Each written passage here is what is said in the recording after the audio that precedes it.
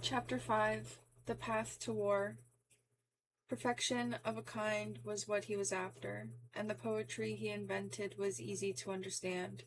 He knew human folly like the back of his hand, and was greatly interested in armies and fleets. When he laughed, respectable senators burst with laughter, and when he cried, the little children died in the streets. W.H. Auden, Epitaph on a Tyrant. In March 1917, 22-year-old Private 11072 Charles Dickens of the Cheshire Regiment carefully peeled a poster off a wall in the newly captured city of Baghdad. It was a turning point in his life. He had survived the hopeless Gallipoli campaign, attacking the Ottoman Empire only 250 kilometers from its capital of Constantinople. He had then marched the length of Mesopotamia, fighting the Turks yet again for possession of the ancient caliphate, and enduring the grim battle for Baghdad. The British invasion army of 600,000 soldiers was led by Lieutenant General Sir Stanley Maude, and the sheet of paper that caught Private Dickens' attention was Maude's official proclamation to the people of Baghdad, printed in both English and Arabic. That same 11 by 18-inch poster, now framed in black and gold, hangs on the wall a few feet from my desk as I write this chapter. Long ago, it was stained with damp, quote, foxed, as booksellers say, which may have been Dickens' perspiration in the long, hot Iraqi summer of 1917. It has been folded many times, witness, as his daughter Hilda would recall 86 years later, quote, to having traveled in his knapsack for a length of time, end quote. She called it his precious document, and I can see why. It is filled with noble aspirations and presentiments of future tragedy, of the false promises of the world's greatest empire, commitments and good intentions and words of honor that were to be repeated in the same city of Baghdad by the next great empire more than 2 decades after Dickens's death. They read now like a funeral dirge. Proclamation. Our military operations have as their object the defeat of the enemy and the driving of him from these territories. In order to complete this task, I am charged with absolute and supreme control of all regions in which British troops operate. But our armies do not come into your cities and lands as conquerors or enemies, but as liberators. Since the days of Hulagu, and there's an asterisk that goes to grandson of Genghis Khan, who destroyed Baghdad in 1258 as part of the Mongol campaign to subdue the Islamic world. Your citizens have been subject to the tyranny of strangers, and your fathers and yourselves have groaned in bondage. Your sons have been carried off to wars not of your seeking. Your wealth has been stripped from you by unjust men and squandered in different places. It is the wish not only of my king and his peoples, but it is also the wish of the great nations with whom he is in alliance, that you should prosper even as in the past when your lands were fertile. But you, people of Baghdad, are not to understand that it is the wish of the British government to impose upon you alien institutions. It is the hope of the British government that the aspirations of your philosophers and writers shall be realized once again, that the people of Baghdad shall flourish, and shall enjoy their wealth and substance under institutions which are in consonance with their sacred laws and with their racial ideals. It is the hope and the desire of the British people that the Arab race may rise once more to greatness and renown amongst the people of the earth. Therefore, I am commanded to invite you, through your nobles and elders and representatives, to participate in the management of your civil affairs in collaboration with the political representative of Great Britain, so that you may unite with your kinsmen in the north, east, south, and west in realizing the aspirations of your race. F.S. Maude, Lieutenant General, commanding the British forces in Iraq. Private Dickens spent the First World War fighting Muslims, first the Turks at Dftba at Gallipoli, and then the Turkish army, which included Arab soldiers in Mesopotamia. My father, Bill, was originally in the Cheshire Regiment, but was serving in Ireland the year Charles Dickens entered Baghdad, and would be sent to the Western Front in 1918. Dickens had a longer war.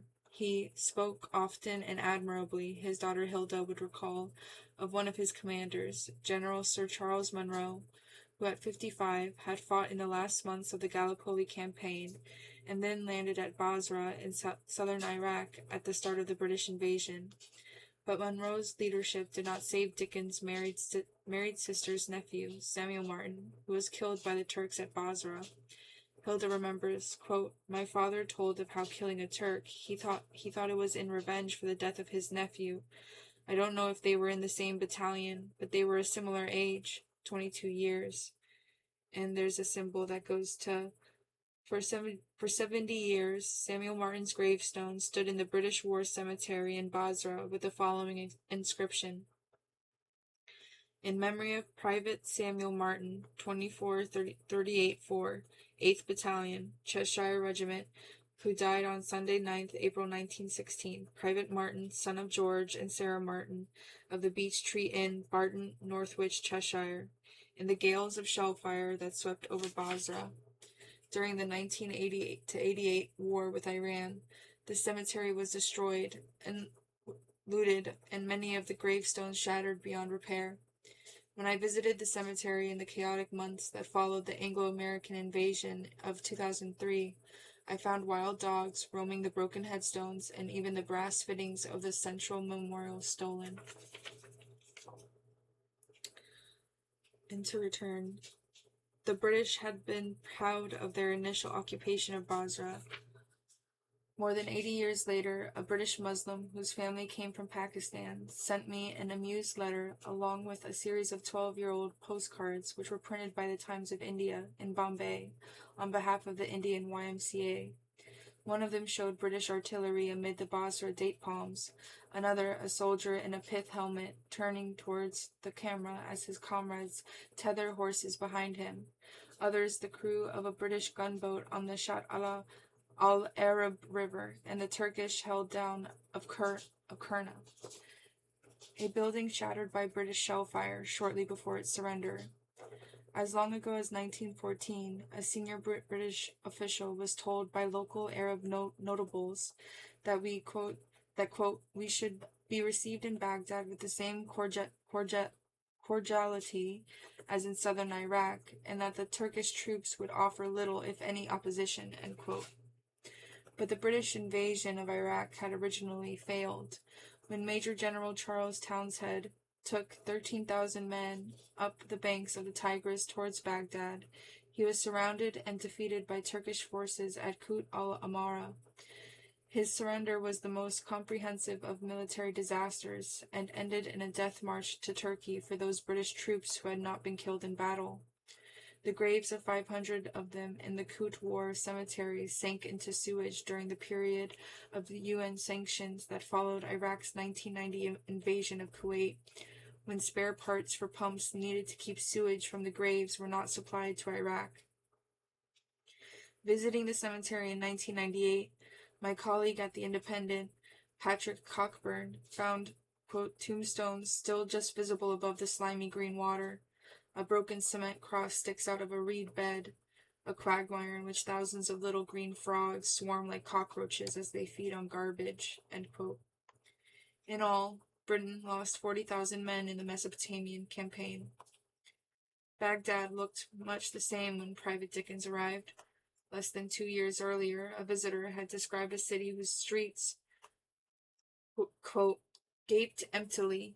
The shops were mostly closed. In the Christian cemetery east of the high road leading to Persia, coffins and half-moldering skeletons were floating. On account of the cholera which was ravaging the town, 300 people were dying of it every day. The Christian dead were now being buried on the new embankment of the high road, so that people walking and riding not only had to pass by, but even to make their way among and over the graves. There was no longer any life in the town, end quote. The British held out wildly optimistic hopes for a new Iraq, and that would be regenerated by Western enterprise, not unlike America's own pipe dreams of 2003. Quote, there is no doubt, and quote, the Sphere told its readers in 1915, quote, that with the aid of European science and energy, it can again become the Garden of Asia, and under British rule, everything may be hoped." End quote. The British occupation was dark, with historical precedent. Iraqi troops who had been serving with the Turkish army, but who, quote, always entertained friendly ideas towards the English, end quote, found that in prison in India they were insulted and humiliated in every way. These same prisoners wanted to know if the British would hand over Iraq to Sheriff Hussein of the Hejaz, to whom the British had made fulsome and ultimately mendacious promises of independence for the Arab world if it fought alongside the Allies against the Turks, on the grounds that, quote, some of the holy Muslim shrines are located in Mesopotamia, end quote. British officials believed that control of Mesopotamia would safeguard British oil interests in Persia. The initial occupation of Basra was ostensibly designed to do that, and that, quote, clearly it is our right and duty, if we sacrifice so much for the peace of the world, that we should see to it we have compensation, or we may defeat our end, end quote, which was not how General Maude expressed Britain's ambitions in his famous proclamation in 1917. Earl Asquith was to write in his memoirs that he and Sir Edward Grey, the British Foreign Secretary, agreed in 1915 that, quote, taking Mesopotamia means spending millions in irrigation and development, end quote. Once they were installed in Baghdad, the British decided that Iraq would be governed and reconstructed by a council, formed partly of British advisors, quote, and partly of representatives, non-official members from among the inhabitants, end quote. Later, they thought they would like, quote, a cabinet half of natives and half of British officials, behind which might be an administrative council or some advisory body consisting entirely of prominent natives, end quote.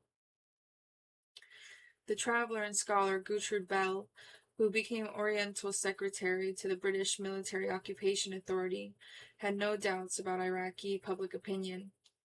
Quote, the stronger the hold we are able to keep here, the better the inhabitants will be pleased.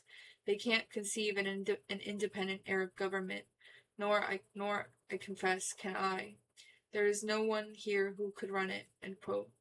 Again, this was far from the noble aspirations of Maude's proclamation 11 months earlier, nor would the Iraqis have been surprised had they been told, which of course they were not, that Maude strongly opposed the very proclamation that appeared over his name, and which was in fact written by Sir Mark Sykes, the very same Sykes who had drawn up the secret 1916 agreement with Francois Georges Picot for French and British control over much of the post-war Middle East.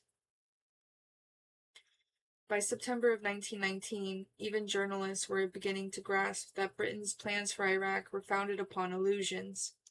I imagine, the Times correspondent wrote on 23rd September, quote, that the view held by many English people about Mesopotamia is that the local inhabitants will welcome us because we have saved them from the Turks, and that the country only needs developing to repay a large expenditure of English lives and English money. Neither of these ideals will bear much examination.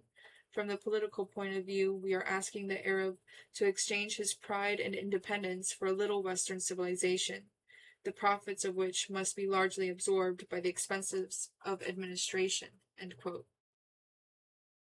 Within 6 months, Britain was fighting an insurrection in Iraq, and David Lloyd George, the Prime Minister, was facing calls for a military withdrawal. Quote, is it not for the benefit of the people of that country that it should be governed so as to enable them to develop this land, which has been withered and shriveled up by oppression? What would happen if we withdrew, end quote. Lloyd George would not abandon Iraq to, quote, anarchy and confusion, end quote. By this stage, British officials in Baghdad were blaming the violence on, quote, local political agitation originated outside Iraq, end quote, suggesting that Syria might be involved. For Syria, 1920 read America's claim that Syria was supporting the insurrection in 2004. Arnold Wilson, the senior British official in Iraq, took a predictable line, quote, we cannot maintain our position by a policy of conciliation of extremists, he wrote. Having set our hand to the task of regenerating Mesopotamia, we must be prepared to furnish men and money. We must be prepared to go very slowly with constitutional and democratic institutions." End quote. There was fighting in the Shiite town of Kufa and a British siege of Najaf after a British official was murdered. The authorities demanded, quote, "the unconditional surrender of the murderers and other concerned in the plot," end quote. And the leading Shiite divine, Syed Qadum Yazdi, abstained from supporting the rebellion and shut himself up in his house. 11 of the insurgents were executed. A local sheikh, Badr, I'm sorry if I mispronounced this, al-Rumayyid, became a British target. Quote, "Badr must be killed or captured, and a relentless pursuit of the man till this object is obtained should be carried out," end quote, a political officer wrote. The British now realized that they had made one major political mistake. They had alienated a major political group in Iraq, the ex-Turkish Iraqi officials and officers. The ranks of the disaffected swelled. Wilson put it all down not to nationalism, but, quote, "anarchy plus fanaticism," end quote. All the precedents were there. For Kufa 1920, read Kufa 2004. For Kufa 1920, read Kufa 2004.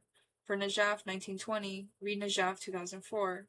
For Yazdi in 1920, read Grand Ayatollah Ali al-Sistani in 2004. For Badr in 1920, read Muqtada al-Sadr in 2004. For, quote, "anarchy and fanaticism" in 1920, read Saddam Remnants and Al-Qaeda in 2004. Another insurgency broke out in the area of Fallujah, where Sheikh Dari killed an officer, Colonel Gerald Leachman, and cut rail traffic between Fallujah and Baghdad. The British advanced towards Fallujah and inflicted, quote, "heavy punishment" on the tribe. The location of this battle is today known as Kandari. In 2003, it would be the scene of the first killing of an American occupation soldier by a roadside bomb. In desperation, the British needed, quote, "to complete the facade of the Arab government," end quote. And so, with Churchill's enthusiastic support, the British were to give the throne of Iraq to the Hashemite king Faisal, the son of Sheriff Hussein, a consolation prize for the man whom the French had just thrown out of Damascus. Paris was having no kings in its own mandated territory of Syria. Quote, "how much longer," the Times asked on 7th August 1920, "are valuable lives to be sacrificed in the vain endeavor to impose upon the Arab population an elaborate and expensive administration which they never asked for and do not want," end quote.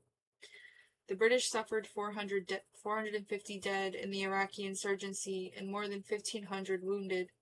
In that same summer of 1920, T.E. Lawrence of Arabia, estimated that the British had killed, quote, "about 10,000 Arabs in this rising. We cannot hope to maintain such an average," end quote, with an asterisk that leads to Lawrence made no mention of his confident assertion to a cabinet committee 2 years earlier that, quote, "in Iraq, the Arabs expect the British to keep control," end quote. And to return, henceforth, the British government, deprived of reconstruction funds by an international recession and confronted by an increasingly unwilling soldiery which had fought during the 1914-18 war and was waiting for demobilization, would rely on air power to impose its wishes. The Royal Air Force, again with Churchill's support, bombed rebellious villages and dissident tribesmen. So urgent was the government's need for modern bombers in the Middle East that, rather than freighting aircraft to the region by sea, it set up a ramshackle and highly dangerous transit system in which RAF crews flew their often unairworthy bombers from Europe. At least 8 pilots lost their lives in crashes, and 30% of the bombers were lost en route. In Iraq, Churchill urged the use of mustard gas, which had already been employed against Shia rebels in 1920. He wrote to Air Marshal Sir Hugh Trenchard, Chief of the Air Staff, that, quote, you should certainly proceed with the experimental work on gas bombs, especially mustard gas, which would inflict punishment upon recalcitrant natives without inflicting grave injury upon them," end quote. Squadron leader Arthur Harris, later Marshal of the Royal Air Force, and the man who perfected the firestorm destruction of Hamburg, Dresden, and other great German cities in the Second World War, was employed to refine the bombing of Iraqi insurgents. The RAF found, he wrote much later, quote, that by burning down their reed-hutted villages after we'd warned them to get out, we put them to the maximum amount of inconvenience without physical hurt, and they soon stopped their raiding and looting. End quote. This was what, in its emasculation of the English language, the Pentagon would now call, quote, war light, end quote.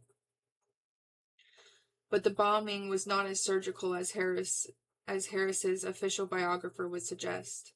In 1924, he had admitted that, quote, they, the Arabs and Kurds, now know what real bombing means, in casualties and damage.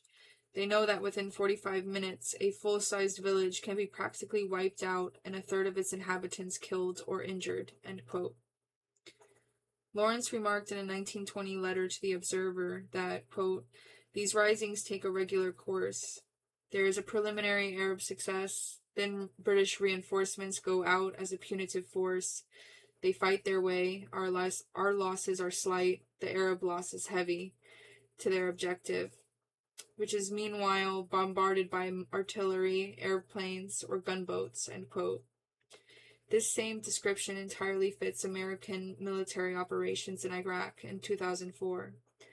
Once the occupying powers and their puppet government lost control of most of Iraq, Lawrence had, as a prominent member of the T.E. Lawrence Society put it, a maddening habit of being sardonic or even humorous about serious matters, which was one of his less attractive traits. Quote, it is odd that we do not use poison gas on these occasions, he wrote in the same letter. Bombing the houses is a patchy way of getting the women and children, and our infantry always incur losses in shooting down the Arab men. By gas attacks, the whole population of offending districts could be wiped out neatly, end quote. Jesus. In a less unpleasant mood, however, Lawrence spoke with remarkable common sense about the Iraqi occupation. Quote, the Arabs rebelled against the Turks during the war not because the Turk government was notably bad, he wrote in a letter to the Times the same year, but because they wanted independence. They did not risk their lives in battle to change masters, to become British subjects, but to win a show of their own. Whether they are fit for independence or not remains to be tried. Merit is no qualification for freedom, end quote.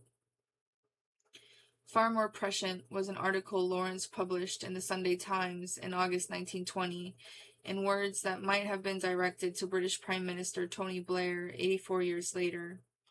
Quote, the people of England have been led in Mesopotamia into a trap from which it will be hard to escape with dignity and honor. They have been tricked into it by a steady withholding of information. The Baghdad communiques are belated, insincere, incomplete. Things have been far worse than we have been told, our administration more bloody and inefficient than the public knows. We are today not far from a disaster, end quote. Air Commodore Lionel Charlton was so appalled at the casualties inflicted on innocent villagers in Iraq that he resigned his post as senior air staff officer Iraq because he could no longer, quote, maintain the policy of intimidation by bomb, end quote. He had visited an Iraqi hospital to find it full of wounded tribesmen, and after the RAF had bombed the Kurdish rebel city of Sulaymaniyah, Charlton, quote, knew the crowded life of these settlements and pictured with horror the arrival of a bomb, without warning, in the midst of a market gathering or in the bazaar quarter. Men, women, and children would suffer equally, end quote. It was to be a policy followed with enthusiasm by the United States generations later. The same false promises of a welcoming populace were made to the British and Americans, the same grand rhetoric about a new and democratic Iraq, the same explosive rebellion among Iraqis, in the very same towns and cities, the identical, quote, council of ministers, end quote. and the very same collapse of the occupation power all followed historical precedent. Unable to crush the insurgency, the Americans turned to the use of promiscuous air assault, just as the British did before them. The destruction of homes in, quote, dissident villages, the bombing of mosques where weapons were allegedly concealed, the slaughter by airstrikes of, quote, terrorists near the Syrian border, who turned out to be members of a wedding party. Much the same policy of air bombing was adopted in the early abandoned democracy of post-2001 Afghanistan. As for the British soldiers of the 1920s, we couldn't ship our corpses home in the heat of the Middle East 80 years ago, so we buried them in the Northern Gate Cemetery in Baghdad, where they still lie to this day, most of them in their teens and 20s, opposite the suicide-bombed Turkish embassy. Among them is the mausoleum of General Maud, who died in Baghdad within 8 months of his victory because he chose to drink unboiled milk. A stone sarcophagus with the one word, Maud, carved on its lid. When I visited the cemetery to inspect it in the summer of 2004, the Iraqi guarding the graves warned me to spend no more than 5 minutes at the tomb, lest I be kidnapped.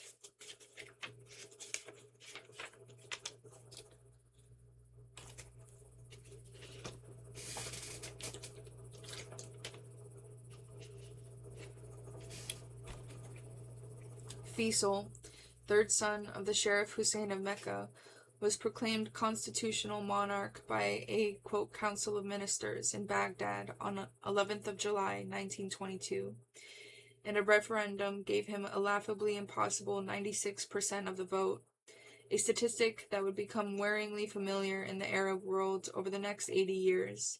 As a Sunni Muslim and a monarch from a Gulf tribe, he was neither an Iraqi nor a member of Iraq's Shia Muslim majority. It was our first betrayal of the Shias of Iraq. There would be 2 more within the next 100 years. Henceforth, Mesopotamia would be known as Iraq, but its creation brought neither peace nor happiness to its people.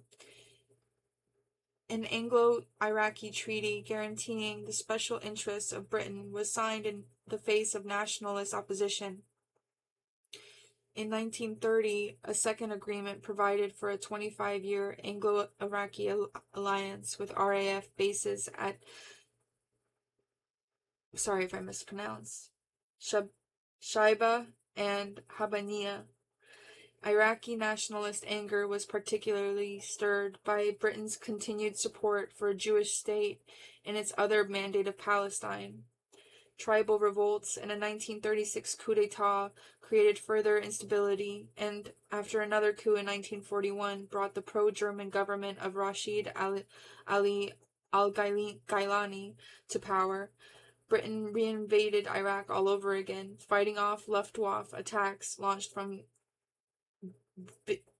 Vichy, Syria, and Lebanon, and occupying Basra and Baghdad, with an asterisk that goes to. The Germans had no more success in Iraq than any other Western powers over the past century. They flew 24 Henkels and Messerschmitts into Mosul, but lost their top Luftwaffe liaison officer in a dogfight over Baghdad. Only when Iraqi resistance to British forces was collapsing did Hitler issue his military directive number 30 in the Middle East.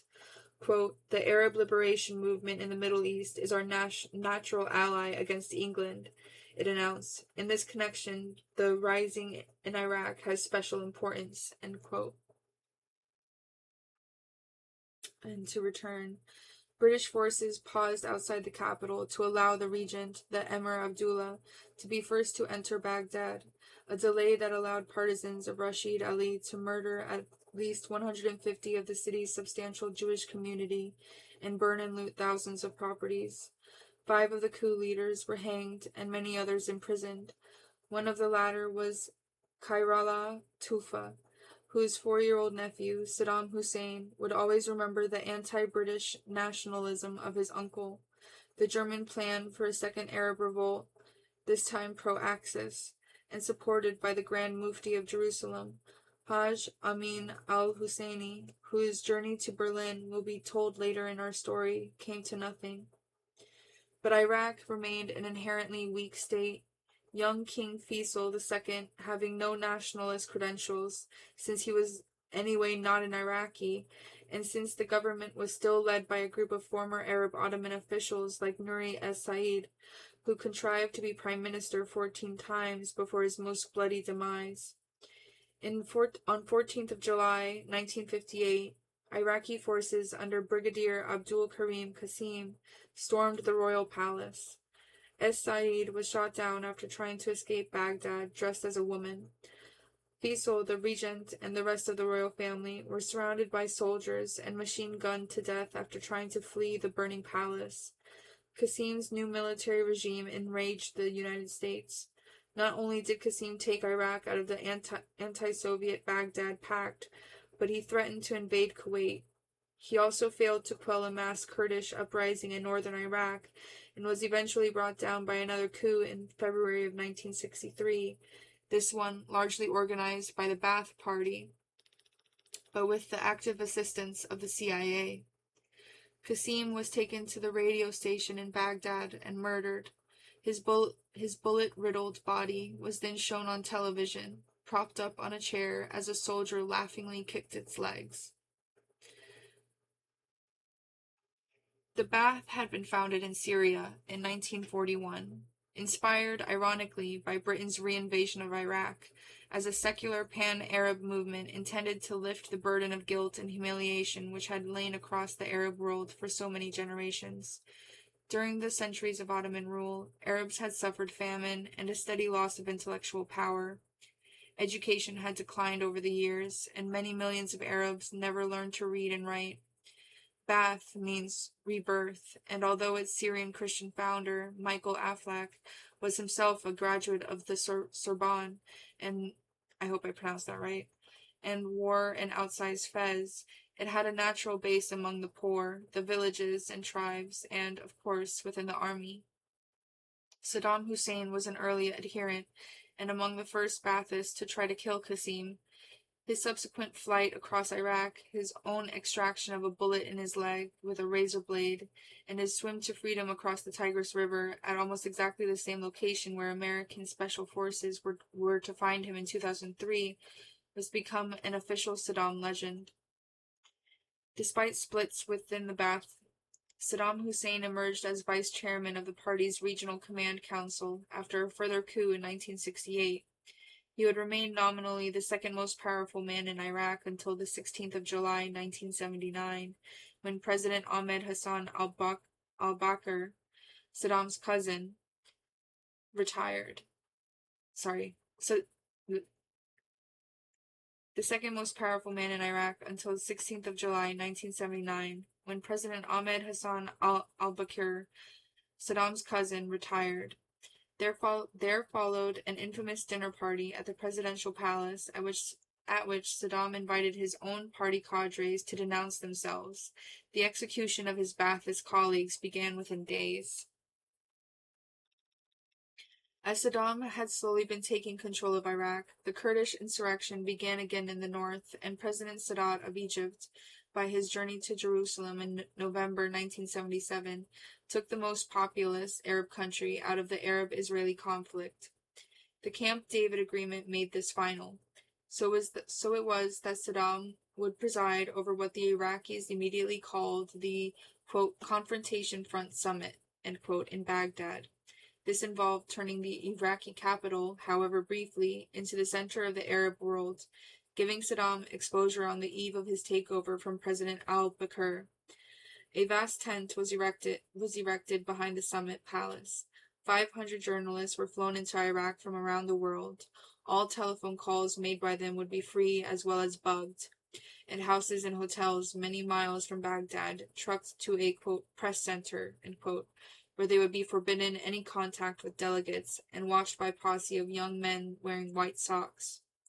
We knew they were policemen because each wore a sign on his lapel that said, quote, tourism.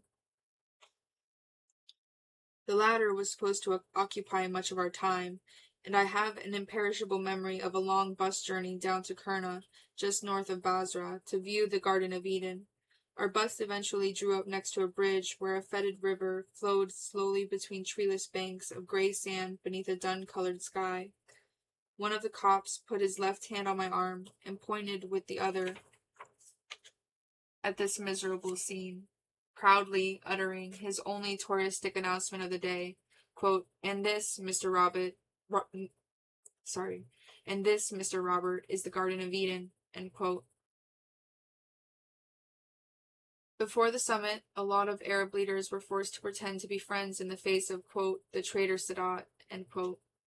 President Assad was persuaded to forget the brutal schism between his country's Ba'ath Party and that of al-Bakr and Saddam. The Syrians announced that Assad and al-Bakr would discuss, quote, a common front against the mad Zionist attack against our region and the capitulationist unilateral reconciliation of the Egyptian regime with Israel, end quote. Once in Baghdad, Assad, who had maintained an entire army division on his eastern border in case Iraq invaded, he already had 33,000 Syrian troops deployed in Lebanon, and al-Bakr talked in, quote, an atmosphere of deep understanding, end quote, according to the Syrian government newspaper, Tishrin. Unity in diversity, King Hussein of Jordan would have to travel to the city in which the Hashemite monarchy had been exterminated only 20 years earlier. Ba'ath Party officials were sent to the overgrown royal cemetery in Baghdad to sight down the long grass around the graves of the Hashemites in case the king wanted to visit them. Even Abu Nidal, the head of the cruelest of the Palestinian hit squads, was packed off to Tikrit, lest his presence in Baghdad offend the PLO leader, Yasser Arafat, from whom Abu Nidal had split in 1974. And so they all gathered, old al-Bakr and the young Saddam and Arafat and Hussein and Crown Prince Fahd of Saudi Arabia. Reporters were banned from the conference chamber, but photographers were allowed to view these men much in the way that visitors were permitted to see the embalmed body of Lenin. Masquerading as part of Michael Cole's BBC television crew, we walked into the chamber and shuffled along the rows of princes and presidents who sat in waxworks attitudes of concern and apprehension, past Arafat, who repeatedly and embarrassingly gave a thumbs up to the cameras, past a frowning King Hussein and a glowering Saddam. I watched the future Iraqi leader carefully, and when his eyes briefly met mine, I noted a kind of contempt in them, something supercilious. This was not, I thought, a man who had much faith in conferences. And he was right. The Saudis made sure that they didn't anger the United States, and after 3 days of deliberation, the Arab mountain gave forth a mouse. Egypt would be put under an economic boycott, just like Israel, and a committee would be dispatched to Cairo to try to persuade Sadat to renounce Camp David. To sweeten the deal, they were to offer him $7 billion annually for the next 10 years to support Egypt's bankrupt economy. The unenviable task of leading this forlorn delegation to Cairo fell, rather sadly, to Salim el-Has, the Prime Minister of Lebanon, whose own war-battered country was then more deeply divided than the Arab world itself. Sadat snubbed them all, refusing to meet the ministers. The money was a bribe, he accurately announced, and, quote, all the millions in the world cannot buy the will of Egypt, end quote. The nature of the Iraqi regime was no secret, nor was its ruthlessness. The British had already become involved in a trade dispute with the government in 1978 after Iraqi agents in London murdered Abdul Razak al-Nayef, a former Iraqi prime minister who had been condemned to death by the Baghdad authorities. A British businessman, a representative of Wimpy's, had been languishing for a month in Baghdad's central prison without any charges, and a British diplomat, Richard Drew, was dragged from his car in the city and beaten up, apparently by plainclothes police.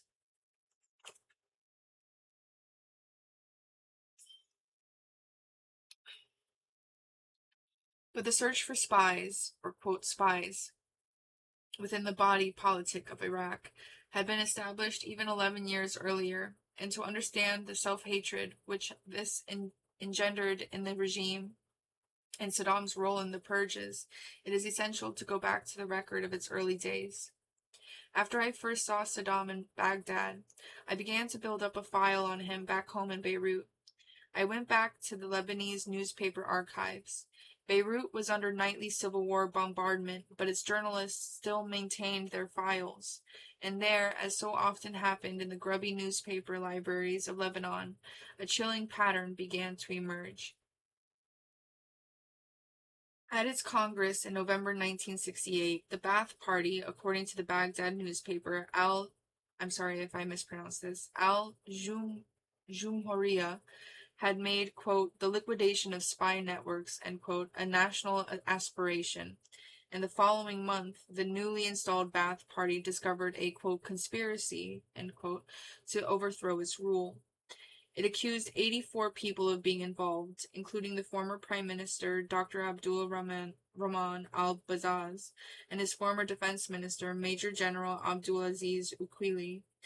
The charges of spying, a Lebanese newspaper reported at the time, quote, were leveled in the course of statements made in a special Baghdad radio and television program by two of the accused, an ex-soldier from the southern port of Basra and a lawyer from Baghdad, end quote. The interview was personally conducted, according to the Beirut Press, quote, by Saddam Tigridi, Secretary General of the Iraqi leadership of the ruling Ba'ath Party, end quote. According to the same newspaper, quote, the interview was introduced by a recording of the part of the speech delivered by President al-Bakr in Baghdad on December 5th, 1968, where he said, and, quote, it's a quote inside a quote, there shall no longer be a place on Iraqi soil for spies, end quote, end quote. The slaughter began within 6 weeks. At dawn on 27th January 1969, 14 Iraqis, 9 of them Jews, were publicly hanged after a 3-man court had convicted them of spying for Israel. They claimed that Isra Naji Zilka, a 51-year-old Jewish merchant from Basra, was the leader of the, quote, espionage ring, end quote.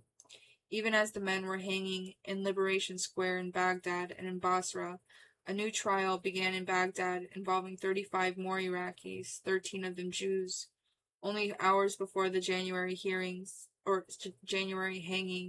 the Ba'ath, of which the 40-year-old, quote, Saddam Tigridi, end quote, was just now, according to the Lebanese press, quote, the real authority, organized a demonstration at which thousands of Iraqis were marched to the square to watch the public executions and hear a government statement which announced that the party was, quote, determined to fulfill its promise to the people for the elimination of spies, end quote.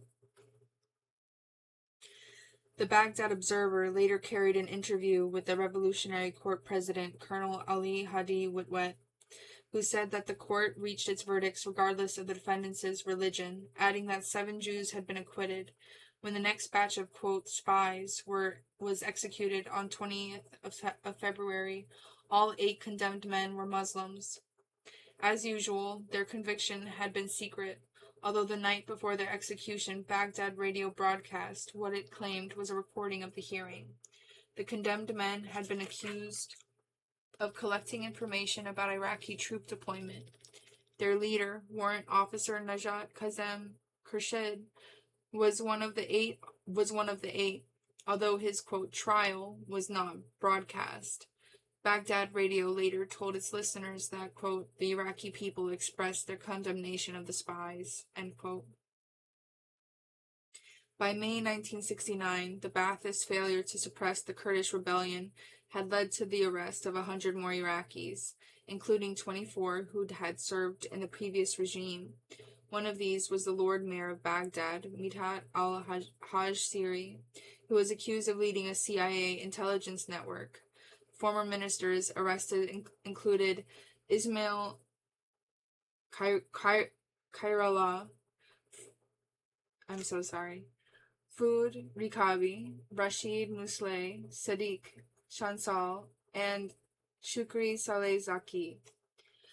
The Ba'ath leadership sought the people's opinion. Delegates to a meeting of farmers, trade unions roared their support when President al-Bakr declared that he was determined to, quote, chop off the heads of the traitors, end quote.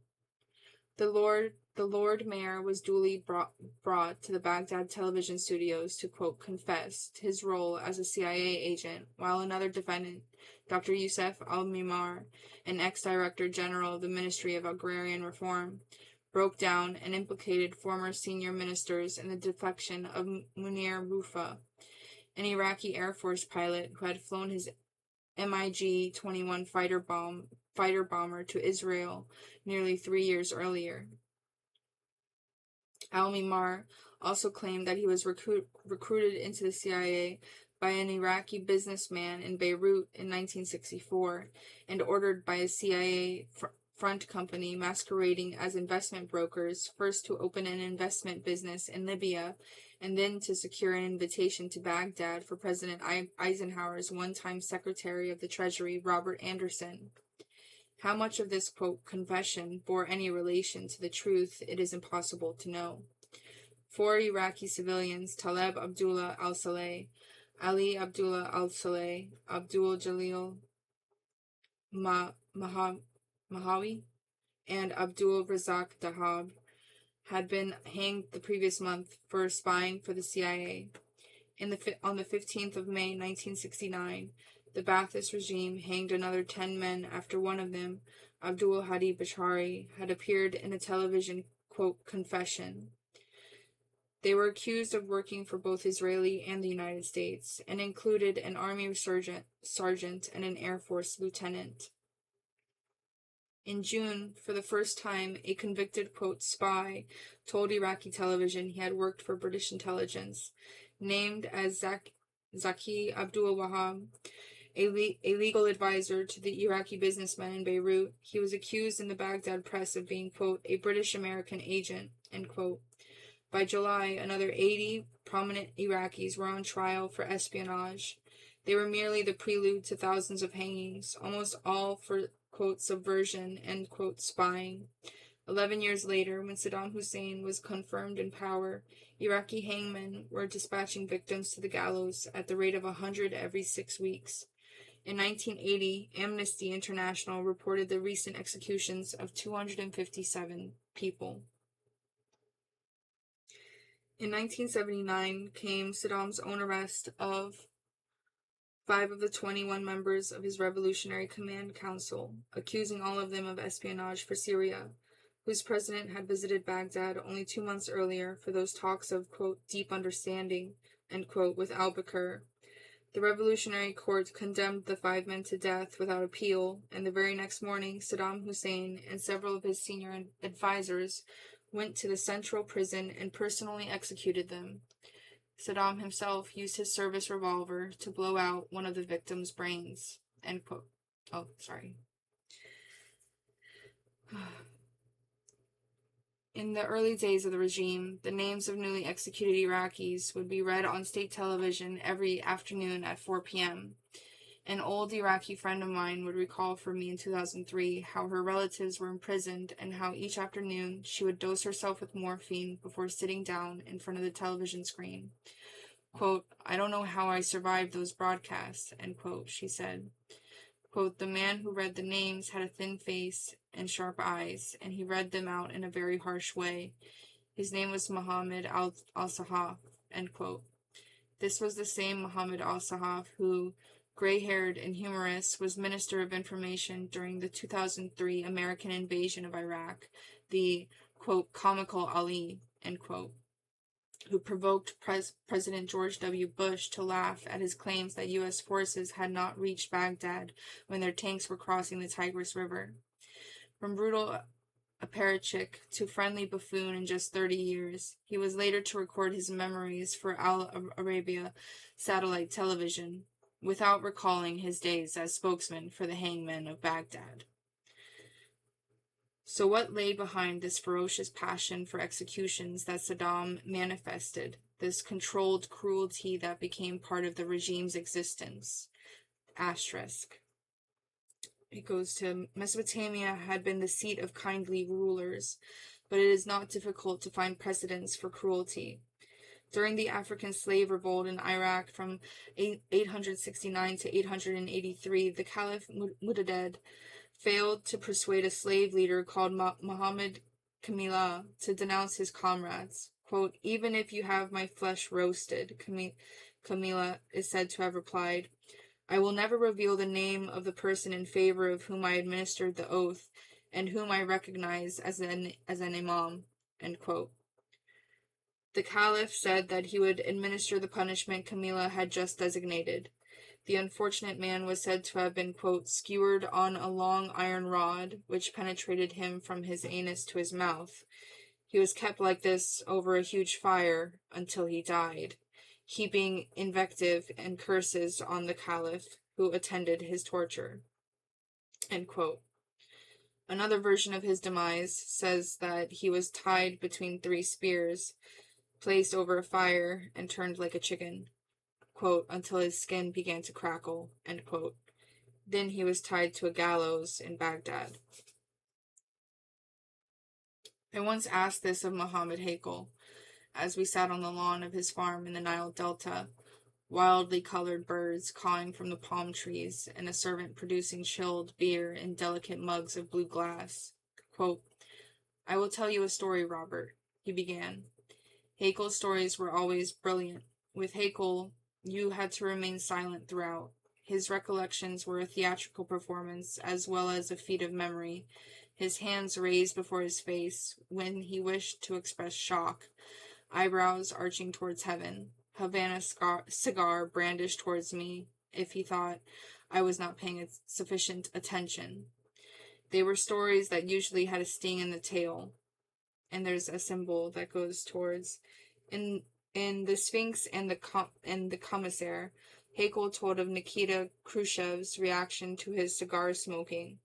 Quote, "Suddenly Khrushchev turned on me. 'Are you a capitalist?' he demanded. 'Why are you smoking a cigar?' 'Because I like cigars,' I said. But Khrushchev seized my cigar and crushed it out in the ashtray. I protested. I protested. 'A cigar is a capitalist object,' said Khrushchev." The next time I interviewed Khrushchev in 1958, I left my cigar outside. Khrushchev asked me where it was. Quote, I want to crush it again," he said. And to return, Hakel knew Saddam Hussein. In fact, he knew almost every Arab leader and was probably treated with greater deference than most of them, but he had no illusions about the Ba'ath Party. Quote, "On my first visit to Baghdad, after the takeover of power, I met the Minister of Planning. He was a very nice, urbane, cultured man whom I immediately liked. When I returned to Iraq some time later, I asked to see him again, but each time I asked a minister where he was, I would be sidestepped." Inner quote, "You must ask the president this question when you meet him," end of inner quote, they would say. Every time I asked to see the Minister of Planning, it was the same reply. So when I came to see Saddam, I asked him if I could meet the Minister of Planning again. Saddam just looked at me. "Why did I want to see him?" he asked me. I said he seemed a very intelligent and decent man.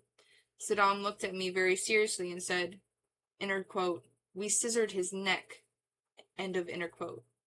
I was taken aback. "Why?" I asked. What had he done wrong? Had Saddam any proof of wrongdoing? Inner quote, "We don't need proof," end of inner quote, Saddam replied. Inner quote, "This isn't a white revolution in Iraq. This is a red revolution. Suspicion is enough," end of inner quote. I was speechless. Oh yes, and Robert, that blue beer mug you are drinking from, it was given to me personally as a gift by Saddam Hussein. It is Iraqi glass, end quote. I put down the beer. I am in Tehran now, in 1997, in a cheap hotel in the center of the city, and later at a cozy restaurant that serves jugs of cold drinking yogurt, and sitting opposite me is Dr. Hussein Sharistani, holder of a doctorate in nuclear chemistry from the University of Toronto, and formerly chief scientific advisor to Saddam's Iraqi Atomic Energy Organization, a Shia Muslim married to a Canadian with 3 children. His story is so frightening, so eloquent, so moving, and so terrible that it deserves to be told in full, in his own words, without a journalist's interruptions. The next pages, therefore, belong to Dr. Sharistani, and I will be back with that in the next video. Thank you for listening.